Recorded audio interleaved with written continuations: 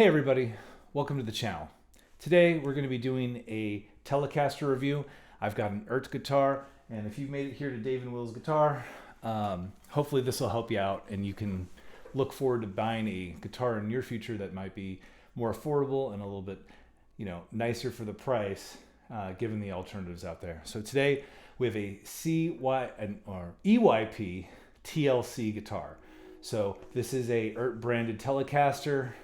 It's got a rosewood fretboard, which is what I'm partial to, and some very nice appointments.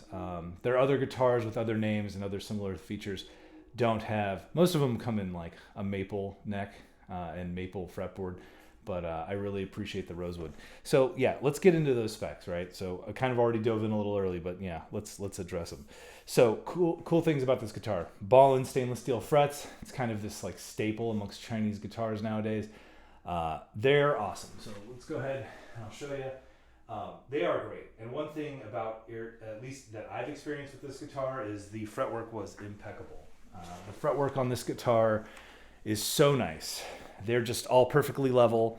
The only fret that wasn't level was the last fret. It's a little lower, but that doesn't matter because there's no fret behind it. So, when you're playing, there's nothing to fret out against. So no buzzing, no issues there. But yeah, it is a phenomenal guitar. Some of the things that make it a little nicer that I had to modify were the pickups and the tuners. So I like to start from top to bottom. So let's just do that then. Aside from the frets, right? So we've got these locking tuners. These are some Godot locking tuners. These were a direct replacement. I just put, Godot tuners on there to have nice locking tuners. The tuners that were on there actually felt pretty good. They are just your standard, I believe they're 21-to-1 ratio tuners. They felt great and they worked well. I just prefer locking tuners if I have to change strings.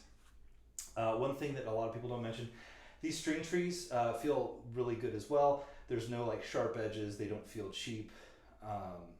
They do their job, right? I don't even know if I needed them because these locking tuners that came with that were from Godot, they came with like a staggered set. So the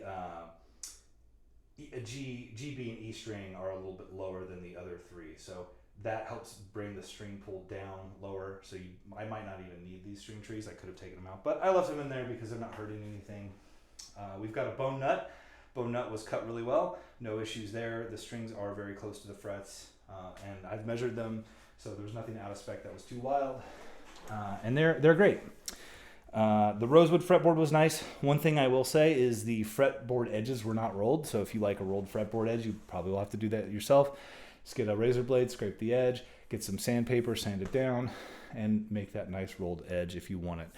The interesting part is the neck and the radius on this guitar is very unique. I've never seen anything like it. So the radius for the fretboard is 7.25 to 9.5. So it starts very round here and it flattens out up here. Now I'm partial to a 10 to 12 inch radius neck. I really like that spec right around there. So what you'd find typically in a PRS and then onto a Gibson, that's where I like to live. But I wanted to try something different, and I actually really do like this very rounded edge here. It's nice if you're playing chords. The rounder the rounder it is, the better it feels from just like as your finger naturally curves around the fretboard, it feels like more of a proper grip of a rounded object that you would hold.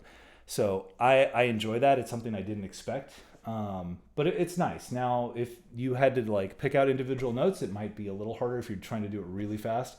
I don't play that way. I'm not that good. So not a problem for me. And then it flattens out up here, which is where you typically do more finger work and things like that. So it rolls out from this rounded area to a flatter area very nicely. So very, very atypical. I don't know of any guitars that have that radius, but it's fun and it's nice and it feels pretty good. The back of the neck is also strange because it starts with a C shape, and it's like, it's not the thinnest C I've ever played, but it's not fat. It's not like a thick neck, but it's like a C-shaped neck, and it rolls into a U.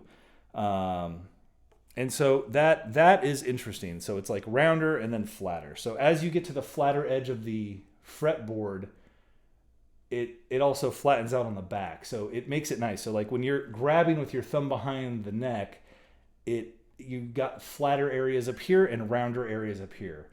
And it's neat, right? So you're typically playing chords up here. You're typically doing more soloing, whatnot over here. The guitar kind of works itself into that shape, right? And it helps you play a little nicer. I didn't think I would care that much about it, but it feels nice. Is it a deal breaker? Like, do I have to have it on every guitar? No, but it's nice and it's fun. It's fun to have something a little different. So very cool from Eart for what they're doing here. Okay, moving on. The bridge also, I replaced that. So this bridge is a Godot bridge. This was like $89. I didn't mention the tune. I did mention the tuners. Tuners were like less than 100. I think they were like $70. So I have put some money in here with the bridge. There was nothing wrong with the bridge. It was a typical ashtray bridge with the sides here. I don't really like that because if I palm mute, I don't like rubbing against the metal that you typically find on a Telecaster. There'll be like a raised metal piece here, and I don't know, for me it kind of gets in the way of palm muting if I need to palm mute for any reason. So got rid of that, and then this Godot bridge has 6 individual saddles that can be raised and lowered. It's easier. It's just better for intonation. It's easier to intonate, and it's better for intonation. If you've ever worked with a typical or traditional Tele style bridge, you know that each saddle holds 2 strings, and they're kind of angled, and unless they're compensated, they aren't going to intonate very well. They're just harder to intonate. I don't know if it's perfect or can't intonate. It's just so much easier with 6 individual saddles to intonate the guitar. You have so much more control. You can raise and lower each one. It's just easier than the traditional Telecaster bridge. Some people will say, "Oh, but you change it. If it doesn't have a brass saddle, it's not going to sound the same." I don't care. I just don't care. I'd rather have it play the way I want and be intonated well than like this magical sound that comes from brass saddles. And I believe Godot sells these. I believe these are steel, but you can also get the brass saddles from Godot if you really need a brass saddle. But other than that, I'm not that worried about it. The electronics are fine. I didn't have any issues with that. I also changed the pickups. So the pickups in here sounded like a traditional Tele, the single coil sounds. They're fine. They were fine. If you want to get a traditional Tele sound, you're not going to be disappointed. It's going to sound great. Great. Well, depends on what you want, but for me, they're fine. What I did is I prefer a noiseless or hum canceling system, so I went ahead and bought Seymour Duncan vintage Tele stack pickups. So the bridge and neck have been replaced. It was a $218 upgrade, and they're great. So I will say that getting those and switching out the bridge and all that, it wasn't too difficult. The bridge and the Seymour Duncan pickup, they did fit, but it was like very tight. I mean, there's not a lot of wiggle room, but they did fit. It wasn't like I had to file anything out or sand anything down. And the same thing with the neck. The neck fit. It was a little tight, but it wasn't so much that it was problematic. And so yeah, they are great. The pickups sound awesome. If you like Seymour Duncan pickups, or if you've already played any of their vintage stack, which are hum canceling, noiseless, it sounds like a Telecaster, and it sounds like a vintage Telecaster.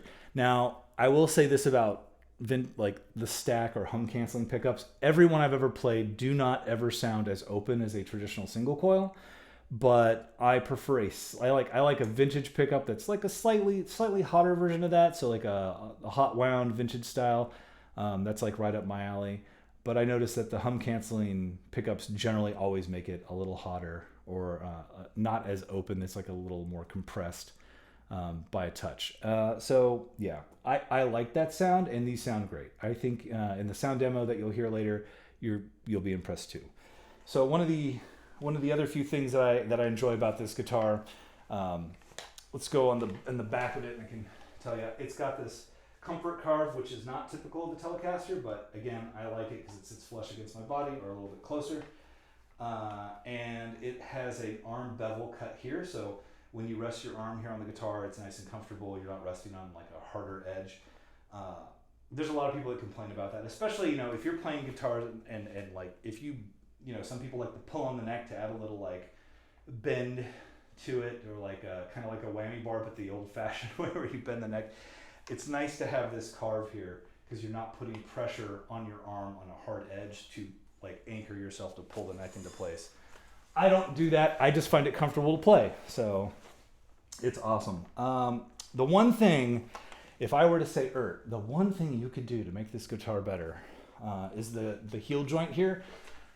It's not really contoured. Like it's, if you look, I have measured it from this like horn here to this side. It does taper in about 1 millimeter. So from here to here, you get 1 millimeter deeper, like into the neck here. So it does recess just about 1 millimeter, but you know, it's so minimal. It could be a little more exaggerated. I have relatively large hands, so it doesn't feel uncomfortable. This edge is nicely rounded. There's nothing poking me or prodding me. These are nicely recessed. Everything here is smooth. There's nothing grabbing my hand. So is it comfortable? Yes. Could it be closer? It sure could. But ultimately, it's a great guitar, and I have no qualms with what they've built here. So it looks like the neck is like a roasted maple, and it feels great. I mean, again, it's not glossy. It's a nice satin finish here on the back, so it plays really well. The pots are full-size pots. It is a mechanical switch, which I appreciate. Everything feels really solid in the switching, and I really haven't had any problems. Now, what did I pay for it, right? So with the tariffs, if you guys are familiar with tariffs, this guitar was like right around $300, and then with the tariffs, I had to pay an extra like $150, $190 for shipping. So I had to pay a lot more. So this guitar was closer to $500, and that, you know, that's not cheap. But it's, again, if you wanted to get a modern equivalent with stainless steel frets, locking tuners, noiseless pickups, a modern bridge with 6 saddles, cutouts for the contours in the body and all that stuff, you're going to have to get one of those new ultra modern Fender types, and then you're looking at like $3,000. So I'm so much farther below that invested into this guitar. I don't have to worry about it. So I do really like this guitar quite a bit, and it is very, very reasonable. And again, you know, even with all the upgrades, pickups were $218. The bridge was like $80, and the pickups were like, or I'm sorry, the tuners were $70. So, yeah, it's another $350. So all said and done, out the door, I'm in this guitar for like $850, the price of, say, like a PRS SE, brand new. But then again, you know, I'm getting exactly what I want. Like, I want this bridge to feel this way, and I know Godo makes a good product. I like the sound of these pickups. Listen to demos, and I've played them. They sound great. I've used plenty of Godo tuners before. Fantastic. It's like instrument parts. They're just great. If you've ever had anything Godo, I highly recommend it. They're cheap. They're awesome. Handmade in Japan. Handmade in Japan. There's a man pulling metal. No, okay, whatever. They're made in Japan. They're a high quality part. You'll love them if you feel them or you play them. They're quite good. And you know, even if you don't have, Hipshot makes great tuners. There's plenty of good tuners out there that would work just fine in this case. None of the parts needed re-drilling, which is great. Like, a lot of times when you start switching out parts, you have to re-drill things. There are some direct just replacement parts that you do not have to do any modifications, like any like sanding or drilling or anything like that. So again, fantastic. Oh yeah. I almost forgot the other thing. Spoke wheel truss rod. So good. Highly recommend. This thing is awesome. You get the spoke wheel. It is so easy to adjust the action of the neck. I would take this truss rod over any other truss rod. It is just so nice. You know, if you have it up here, you got to loosen the strings. You've got to get the wrench in there. There's no stripping it. You can't strip it. I've worked with so many guitars where even when you get the correct Allen wrench in there and you're moving it, there's always a risk of stripping a truss rod. And once you do that, your guitar is donezo. It can be very problematic. You're looking at a very expensive fix or replacement, which I don't know how to do and I don't want to do. This, you put a metal rod in there, you twist. It's great. The action, I have it again 5/64 and 4/64, so 5/64 on the low E, 4/64 on the high E. Now with a Fender style guitar, it's actually slightly lower than that. I want to say it's somewhere between 1.75 millimeters and 5/64. So let's go through this, right? So 5/64 is close to 2 millimeters. It's slightly below, barely. On the high E, this is 4/64, And if you go to Fender's recommended specs, they say you should have 4/64 from straight across from all the strings, and that should be, I think they measure at the 14th fret on their website, like for what they recommend. I find with 4/64 I play pretty heavy and the strings will buzz, regardless of whether the frets are level. I will get some string buzz. It's very rare that I can get it lower than that.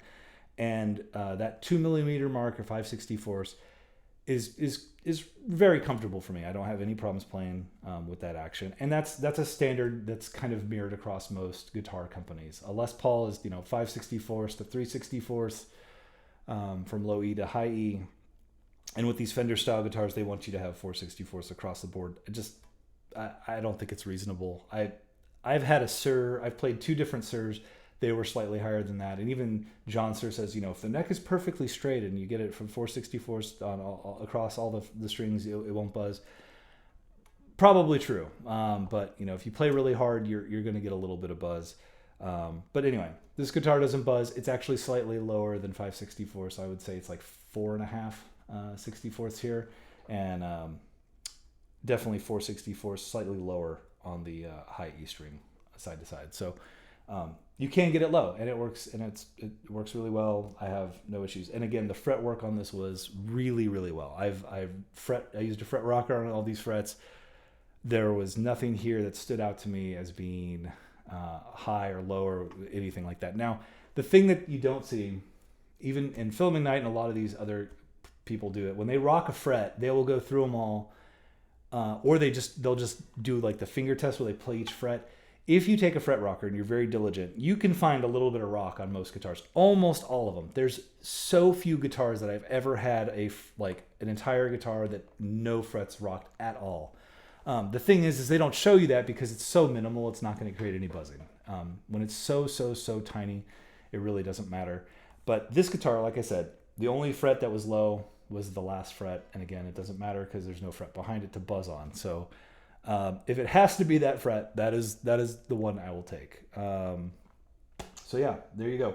Let's do some sound samples. So again, we're going to do it through a Princeton reverb for the cleans, and then we're going to do a little bit of I figure let the guitar play itself. So I feel like with a Telecaster, you got to do a little bit of country riffing, kind of solo-y rock stuff. So I'm going to put someone here better than myself playing this guitar because I'm not as good as the player that I can have play for you guys, so you get a better demo of what this guitar sounds like. And again, these aren't stock pickups, right? So it's going to sound a little different, but at least you can get an idea of what you can get for about $850. So hopefully that helps. And yeah, let's get to those demos.